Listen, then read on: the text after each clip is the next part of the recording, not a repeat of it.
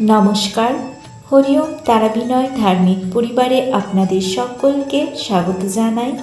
আজ আমি আপনাদের জানাবো হরিওম তারাবিনয় গুরু মহারাজের দেওয়া স্বামী স্ত্রীর মধ্যে অযথা ঝগড়া ঝামেলা নিবারণের সহজ সরল উপায়।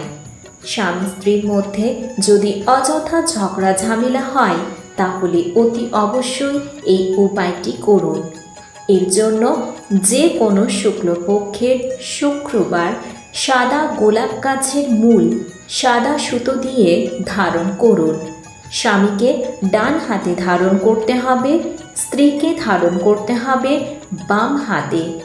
এই ধরনের আরও সহজ সরল টোটকা পাওয়ার জন্য আমাদের চ্যানেলটিকে সাবস্ক্রাইব করুন। ভিডিওটি ভালো লেগে থাকলে লাইক, শেয়ার, কমেন্ট করবেন।